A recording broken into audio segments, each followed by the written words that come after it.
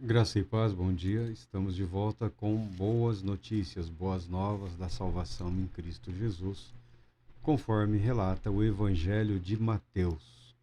Quantas vezes se deve perdoar? Então Pedro chegou perto de Jesus e lhe perguntou: Senhor, até quantas vezes meu irmão pecará contra mim que eu tenha de perdoá-lo? Até 7 vezes? E Jesus lhe respondeu: Não te direi até 7 vezes, mas sim até 70 vezes 7. Graças a Deus pela sua palavra e que o Santo Espírito nos abençoe nesta breve meditação. Jesus se dirigiu aos seus apóstolos, aos seus discípulos, num contexto de formativo, num contexto de preparação para o exercício da administração, da liderança da igreja ou das igrejas que se estabeleceriam. E Jesus passa a falar do perdão no que diz respeito aos relacionamentos sociais, relacionamentos humanos. Se o teu irmão pecar contra ti, Jesus orientou, procura o seu irmão, só você e ele, conversa com ele. Se ele te der ouvidos, ganhaste o teu irmão. Ou seja, o sujeito pecou, você procura reservadamente e fala, ó, o que você fez está errado e eu não posso aceitar isso.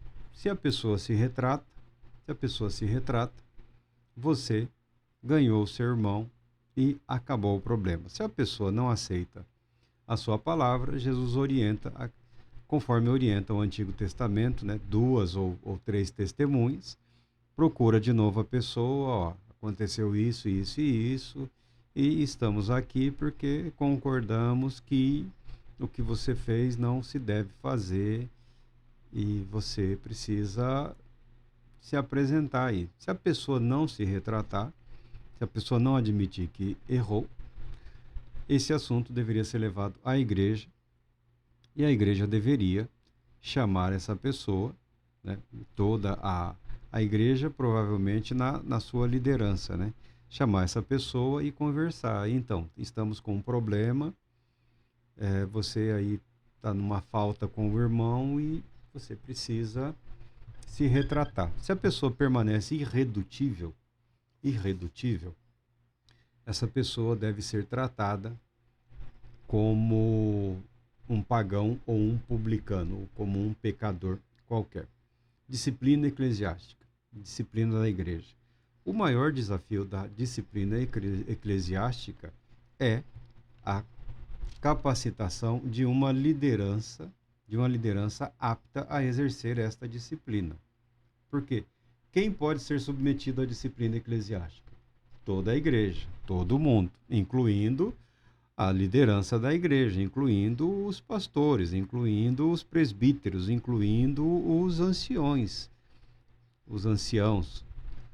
como queira, se for o caso. Não há isenção neste ensinamento de Jesus Cristo. Ninguém tem imunidade.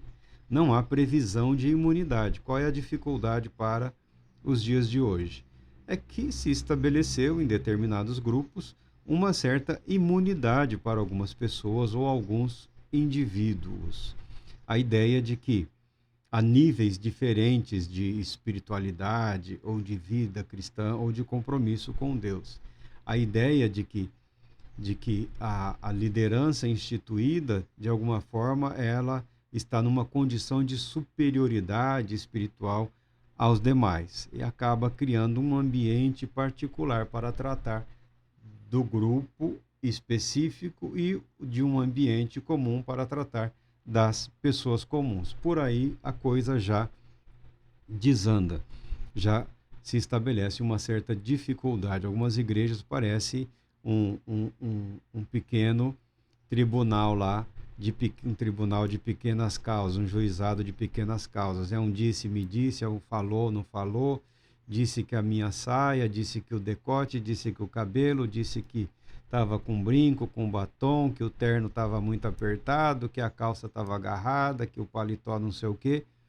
É, uma, é um falatório diabólico, satânico.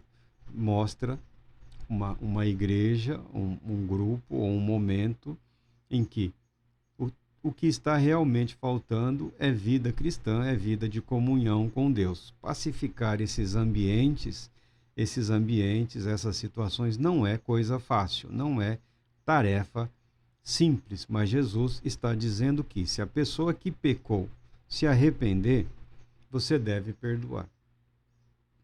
Pedro nem se importou tanto aqui com os detalhes, ele não estava preocupado com isso, porque esse é normal, é comum no pensamento judaico daquela época, tá?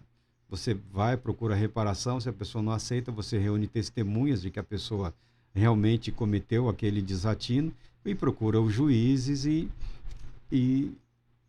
exige uma resposta, e essa resposta é estabelecida pelos juízes. O que Jesus não quer é que a igreja recorra, que a igreja de Cristo recorra a tribunais fora da fé em Cristo Jesus. O que Cristo pretende é que a sua igreja saiba resolver os próprios problemas, com vista à restauração, à perfeita comunhão. Isso é um desafio. Isso é um grande desafio. Mas o que chamou a atenção de Pedro é que, se a pessoa se arrepender, você tem que perdoar. Aí Pedro, o expoente aqui entre os apóstolos, né, ele sugere: se a pessoa pecar contra mim, quantas vezes eu devo perdoar? Estou lá fazendo a obra de Deus, a obra missionária, pregando o evangelho, curando os enfermos, ensinando a palavra de Deus, e lá me vem uma pedrada, e vem outra pedrada. Eu falo: irmão, mas essa pedra aí não foi justo. E o irmão não se retrata. Pedro está preocupado aqui em quantas vezes ele deve perdoar a pessoa que pecar. O senso comum dos judeus, pegando aqui na palavra de Deus, é 2 ou 3 vezes. Até 3 você perdoa. Passou disso, já era. E Jesus diz: não, Pedro, eu não vou falar 7. Até 70 vezes 7. Até 70 vezes 7. Não é um número específico de vezes que a pessoa pecar contra você, você é obrigado a perdoar. Está dizendo que a disposição do cristão em perdoar deve exceder todo e qualquer limite estabelecido pelo senso comum, pelo que é particular. Você fala: mas o que eu devo perdoar? Essa é a questão, né? O que eu devo perdoar? Quais são os limites para o perdão? Aí Jesus passa a apresentar um limite que é bastante comum a todo mundo, que é o dinheiro. Perdoai as nossas dívidas, assim como nós perdoamos os nossos devedores. E vem a parábola, vem o ensinamento aqui do servo que não perdoou, tá?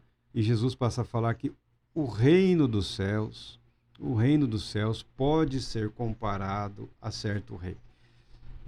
É uma comparação, é uma analogia bastante comum ao hábito dos rabinos, dos judeus, para esclarecerem um pensamento, para esclarecerem uma história, para esclarecerem uma situação. Ou seja, certo rei tinha vários servos, ou certo rei tinha 2 filhos. É um padrão bastante comum. Muito embora nós estejamos dispostos a falar sobre parábolas separadamente, o texto aqui apresenta essa parábola aqui do servo que não perdoou. Certo rei decidiu acertar as contas com seus servos, ou seja, a administração descentralizada. Então, cada servo devia apresentar a prestação de contas, né? A contabilidade, a papelada, o que foi gasto, o que foi comprado, o lucro, onde está o dinheiro do rei. E quando teve início o acerto, foi trazido à presença um que devia 10.000 talentos. 10.000 talentos, um talento é um peso que varia, acho que de cerca de 30 quilos, alguma coisa assim. Então, o sujeito estava devendo muito. Ele administrava, por exemplo, você imagina uma província ou um estado, como se fosse aqui o Brasil. né? O sujeito estava devendo e devendo muito. Vamos imaginar 30 toneladas aí de um metal precioso, 30 toneladas de ouro, ou de prata, ou de cobre, não sei. O texto aqui não entra em detalhes. Ou em cereais. É um peso aqui que se refere a uma quantia específica. O sujeito estava devendo muito. E esse sujeito não tinha como saldar a dívida, certamente por conta da má administração dos recursos de outro, ou seja, dos recursos do rei. E essa pessoa implorou desesperadamente, se colocando diante do rei, dizendo: "Sê paciente comigo e tudo te pagarei." E o senhor daquele servo teve compaixão dele, perdoou a dívida e o deixou ir embora. Tá? Foi um perdão fantástico, né? Um perdão maior do que o de presidente da República no final de ano aí, tá? Só que esse conservo, a parábola que ensina, esse servo, ele tinha também um outro servo que tinha uma dívida com ele. E a dívida que o outro servo tinha com ele era uma dívida pouco significativa se comparada à que ele tinha. Diz aqui: entretanto, saindo aquele servo, encontrou um dos seus conservos que lhe estava devendo 100 denários. É insignificante, tá? Em comparado a 10.000 talentos, 100 denários, tá? Não era algo assim que pudesse chamar a atenção. Mas esse homem que havia sido grandemente perdoado, ele fica indignado e revoltado com a pessoa que lhe devia tão pouco e ataca essa pessoa, agarra essa pessoa e fala: eu quero o meu dinheiro, me paga o que você deve. A criadagem, vendo o comportamento daquele homem, levou a notícia até o rei. Ó rei, a pessoa que o senhor acabou de perdoar está lá espancando o outro por causa de 100 denários. O senhor perdoou dele aqui 30 toneladas aqui. 1.000, 10.000, 300.000 quilos. Mas é uma coisa impossível. O senhor perdoou dele aqui uma imensa fortuna e ele está sufocando o outro lá, agarrou o sujeito e diz que não solta enquanto ele não pagar o que deve. Tá? Então, a Bíblia ensina aqui que o rei manda chamar aquele povo, manda chamar o servo, que não quis aceitar perdoar o que lhe devia tão pouco. Chamou o servo mau e lhe disse: servo perverso, perdoei toda aquela dívida atendendo às tuas súplicas. Não devias tu, da mesma maneira, compadecer-se do teu conservo, assim como eu me compadeci de ti? E, sentindo-se insultado, o rei entregou aquele servo impiedoso aos carrascos, até que lhe pagasse toda a dívida. Assim também o meu Pai Celestial vos fará a cada um, se de todo o coração não perdoardes cada um ao seu irmão. A vida perdoada é uma vida de perdão. Essa via do perdão é uma via complicada, é uma via delicada. Por quê? Porque a palavra de Deus, de maneira nenhuma está criando espaço para a cafajestagem, para o oportunismo. A palavra de Deus, ela diz respeito às pessoas que creem em Deus e querem viver em conformidade com a vontade de Deus.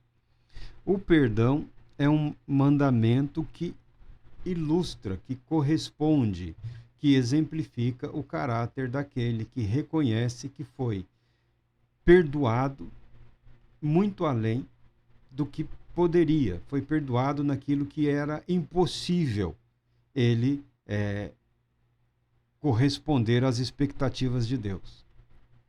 Perdoados, nós somos pela graça de Deus, pelo favor de Deus, pela manifestação amorosa da graça divina nas nossas vidas. E as nossas vidas devem refletir dessa mesma maneira a atitude que nós recebemos de Deus. Então, qual é o limite para o perdão? Não há necessariamente um limite. Mas como nós já dissemos, o perdão não é necessariamente o abrir mão da justiça.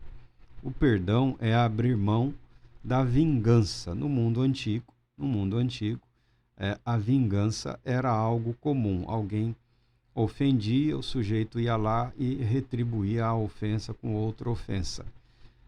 Alguém matava um parente seu, você ia lá e matava um parente do outro, tá? O que Jesus estabelece é a vida que tem como propósito, como um padrão, a manifestação da graciosa justiça de Deus. Se nós fomos perdoados do que nos é impossível corresponder à expectativa de Deus, reconhecendo que o pecado nos acorrentava e nos condenava à perdição eterna, devemos ter na nossa vida relacionamentos que expressem essa disposição em perdoar. O importante é que essa parábola ela não é isolada, tá? Para você compreender isso, você também precisa dos outros ensinamentos que dizem também para você não se colocar em julgo desigual com o ímpio ou com o inimigo, tá? Estabeleça relacionamentos saudáveis com pessoas saudáveis, cujas vidas expressam a mesma fé que você, com as quais você possa manter alguma comunhão, tá? Para que a sua vida não se torne aí uma caminhada de incertezas, você ficando à mercê de pessoas inescrupulosas que vão usar a sua fé contra você, tá? O cafajeste vai lá, ele peca, ele ensaia um arrependimento, ele faz aquele show, às vezes vai até na frente da igreja e chora, eu pequei, me perdoe, coloca o outro numa situação constrangedora, na qual a pessoa não se vê, não vê outra alternativa, a não ser está perdoado, está tudo bem. Às vezes só piora o problema. O problema que poderia ser resolvido ali entre 2 ou 3 pessoas, um problema que poderia ser resolvido ali de uma maneira reservada, acaba ganhando uma publicidade constrangedora em que aquela pessoa que foi vítima de uma má ação ainda é cobrada a perdoar uma pessoa que ela sabe que não se arrependeu, que não se arrependeu de fato, porque logo em seguida ela vai pecar contra o outro e continua, me perdoe porque eu pequei, porque a vida é difícil, porque o inimigo, o diabo, isso ou aquilo. Aqui a palavra de Deus está falando do desenvolvimento e do aperfeiçoamento do caráter cristão, do estabelecimento de regras de convívio saudáveis, pacificadas, por todos acordadas, que devem ser respeitadas para que a igreja progrida, para que a igreja prospere, tá? Qual é o desafio para os dias de hoje? O desafio para os dias de hoje não é a disciplina eclesiástica. O desafio para o dia de hoje é a doutrina eclesiástica. O que é igreja e o que não é igreja? Quais são os limites da igreja? Quais são as responsabilidades da igreja e em que momento cessam as responsabilidades da igreja e outras instituições, como o Estado, passam a agir, a vigorar? Porque nós não vivemos no país Igreja Brasil, tá? Não tem Igreja Brasil, não tem Brasil Igreja. Nós somos cidadãos brasileiros, nós vivemos num Estado organizado, disciplinado, regulamentado, em que cada grupo tem os seus direitos e tem os seus limites, e o Estado também tem a obrigação de pacificar algumas coisas. E a disciplina eclesiástica é algo que diz respeito à igreja. Hoje é muito comum as pessoas recorrerem ao judiciário para questionar decisões das igrejas, né? Casa, não casa, abençoa, não abençoa, né? hoje quase não tem mais, né? Faz as homenagens fúnebres, podem ser feitas na igreja ou não. Hoje a igreja tem um rol quase que exclusivamente social, né? Uma visão quase que reservadamente social. São poucas as que ainda fazem o ofício fúnebre, os ofícios, as homenagens fúnebres de corpo presente, né? Hoje não é mais tão comum, mas até certo tempo era comum, era frequente que as pessoas fossem veladas, por assim dizer, né? As homenagens fúnebres fossem realizadas na igreja, onde a pessoa passou parte expressiva da sua vida ali, né? Ali cresceu, ali aprendeu, ali manteve comunhão com os irmãos e por aí afora. Hoje há uma perspectiva mais dinâmica da vida das igrejas aí, né? A igreja são mais territórios de passagem do que de permanência, né? É uma visão de mercado, é uma visão que está aí, não é nossa responsabilidade, não é nosso compromisso, é questionar ou alterar o pensamento de quem quer que seja. Mas no que diz respeito à disciplina eclesiástica, a Bíblia é bastante clara. Ela precisa ser observada. A igreja tem a primeira responsabilidade no tocante à boa disciplina da vida dos seus membros. Precisamos saber se essa igreja é a igreja segundo Cristo, se é a igreja segundo a Bíblia, né? Se essa igreja ensina a palavra de Deus, se essa igreja prepara as pessoas para a vida cristã, se essa igreja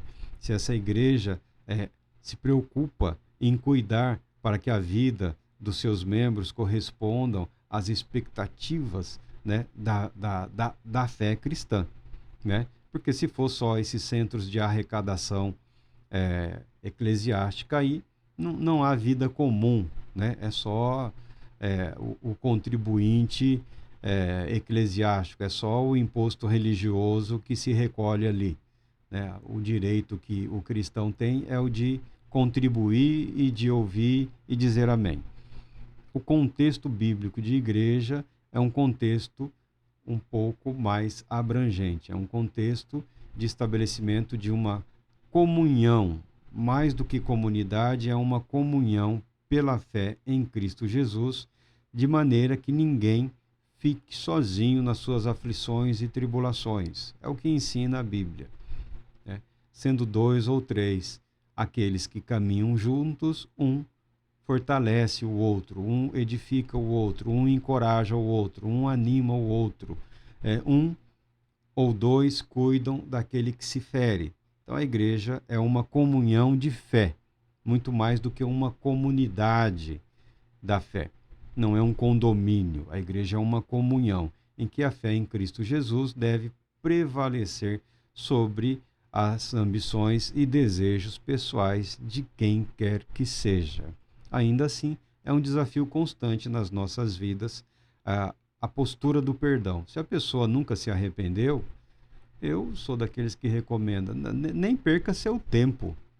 Nem perca seu tempo. Cuide você da sua vida e deixa o outro para lá. Nem procura, você pecou.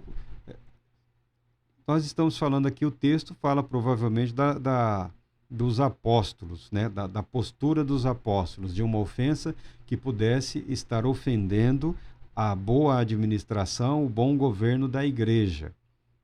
Não é? Alguém que estivesse fazendo oposição aos apóstolos no conceito de pertencimento à própria igreja. Então Jesus ordena aos seus discípulos que eles tomem as rédeas da situação e procurem resolver o mais rápido possível o problema, para que aquele problema não se alastre e corrompa a igreja, como nós vimos a igreja de Corinto aí, e também várias outras igrejas, né, tornando-se exemplo aí de contradições, de grupos rivais, de rivalidade, de autossabotagem, né? A igreja sabotando a igreja, a liderança sabotando a liderança, né? Porque eram várias, era uma liderança múltipla. Então, os grupos, um sabotando o outro, de maneira a permitir que o pecado se instalasse e prevalecesse dentro da igreja. É uma palavra é uma palavra séria, é uma palavra forte, que diz respeito aos apóstolos e diz respeito também ao ordenamento organizacional, por assim dizer, da vida eclesiástica, da vida cristã. Entendendo nós hoje que ninguém está imune às regras da igreja. Nem o pastor fundador, nem o pastor presidente, nem a esposa do pastor missionário, nem a família. Todos estão debaixo da mesma regra, da mesma lei e da mesma graça. Então, em termos práticos, quando se chega na execução dessa ordenança, acaba havendo uma série de problemas. A dificuldade que se estabelecer um padrão justo, um padrão igualitário para o julgamento do erro ou do pecado. Esse é o pensamento de Cristo Jesus no que diz respeito ao perdão e salientando que tão importante quanto perdoar aqueles que pecaram é ter sabedoria para não se colocar em julgo desigual com o inimigo, né? Não se coloque em sociedades com pessoas cuja vida não expressam de maneira nenhuma a verdade do Evangelho. E isso nem sempre é dito em respeito àquele que não conhece o Evangelho. Isso é dito em respeito aos próprios evangélicos, aos próprios cristãos, ao próprio grupo de fé. Se a pessoa não corresponde, se a pessoa está sempre falhando ali no mesmo ponto, não queira você ser o salvador dele, tá? Deixe que Deus cuide daquela vida, cuide você da sua, e não estabeleça uma sociedade na qual você certamente será prejudicado. E além de ser prejudicado, será cobrado depois. Será cobrado a perdoar. Então, mais importante do que perdoar é também não facilitar assim, se tornando vítima, presa fácil do pecado. Não é? A vida de sabedoria, a vida que busca o conhecimento e a comunhão com a palavra de Deus, assim nos orienta. Nós devemos perdoar aquele que se arrepende. Sim, nós devemos perdoar aquele que se arrepende, sem necessariamente abrir mão da justiça, mas abrir mão da vingança ou daquele espírito de condenação, né? É inaceitável, eu nunca vou perdoar. Não, perdoa, deixa para lá, que o outro siga a vida dele. Trabalhe, prospere, tenha a sua vida. Ao invés de ficar cobrando toda semana, procurando pastor, procurando irmãos, ó, fulano está me devendo, vai lá e fala, ó, é oferta ao Senhor, o que você me deve, acabou. Se um dia você puder, ajuda outra pessoa, dê uma oferta na igreja, dê uma oferta em alguma instituição, alguma coisa, para mim você não deve mais nada, tá? E também evite ficar emprestando o que você não tem. Se você não tem recursos, se você não tem bens, não empreste. Aprenda a dizer não. Não é uma palavra que salva vidas. Não é uma palavra que evita a revolta, o ódio, a ira. Não é uma palavra que evita o remorso, o remoer o sentimento. Como é que eu fui inocente a ponto de simplesmente você pode usar essa palavra. Ela existe e ela não vai tirar a vida de ninguém. Não, eu não posso. Não, no momento eu não tenho condições, tá? Eu espero ter apresentado aqui de uma maneira equilibrada esse texto, essa passagem, porque você que ama o Senhor Jesus não pode permitir que manipulem a palavra de Deus contra você ou contra a sua vida. Deus Todo-Poderoso te abençoe e te conceda paz, muita paz.